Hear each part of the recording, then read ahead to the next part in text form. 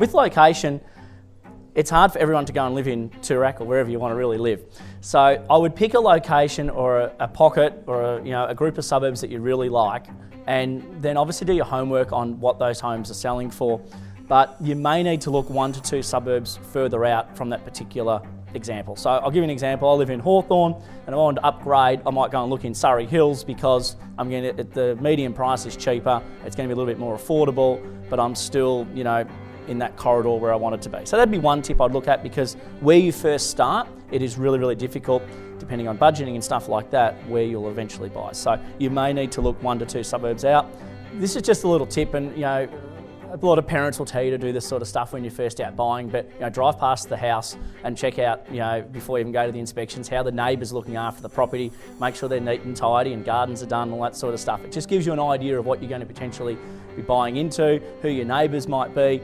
I'd go for a walk around the parks. I have a coffee in the in the nearest vicinity and stuff like that. I'd drive past on a Saturday night at 11 o'clock and make sure there's no wild, crazy parties next door and things like that as well. So I would really, really research the neighbourhood that you want to buy in.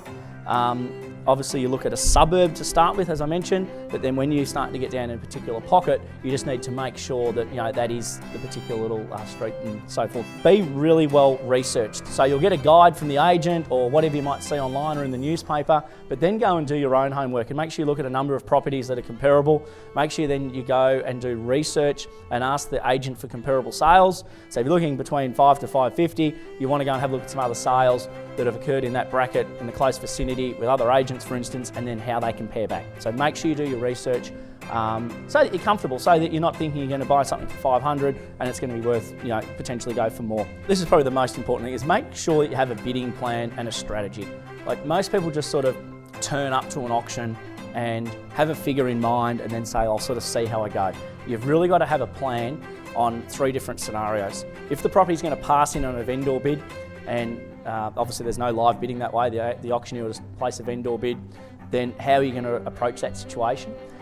The other option is there may be some bidding, but it's under the vendor's reserve price. The reserve might be 600, you won't know that as a buyer. The bidding might be passed into you as the highest bidder at 550.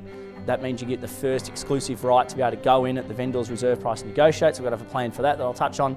And obviously the third option, as auctioneers like we love and buyers don't want, is that there's lots of competition. It goes really well. There's 3 or 4 multiple bidders and it sells beyond the reserve price that's on the market, and the highest bidder obviously wins. There's other little things you can do on auction day as well that may help you. Sometimes we get this a little bit in the current market now. There may be tweaks to settlement dates. So it might say, the vendor wants 30 days or 60 days. And I know a lot of the lenders right now, Sashi, they really can't stand the 30 days because it's just hard to borrow money in that period of time. So we have a lot of scenarios where it might say 30 or 60, but a buyer might come up and say, hey, I can bid today, but I need a 90-day settlement and I've only got a 5% deposit available. And then the auctioneer or the agent will go to the vendor and talk to them about that. And if most of them are reasonable and have an open mind in this current climate, they'll come back and say, yeah, no problems, let them bid on that basis. So ask those sort of questions. There was a property in Glen Iris, and I did a vendor bid at $775,000, and there were a couple of buyers there that liked it. It was a deceased estate. They were comfortable to sell at $800,000, the vendor. I did a vendor bid at $775,000, and a lot of people just stood there and watched them at the auction. Then, because they all thought the price was going to be a lot higher, so they didn't bid. We then went and put a fixed price on of $799,000, and then by that night I had an offer of $799,000, $812,000 and $825,000. So it went back over the top through a private sale negotiation post-auction that afternoon.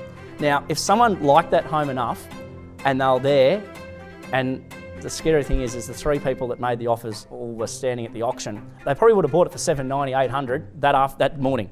So if you like it, put your hand up, give yourself a chance.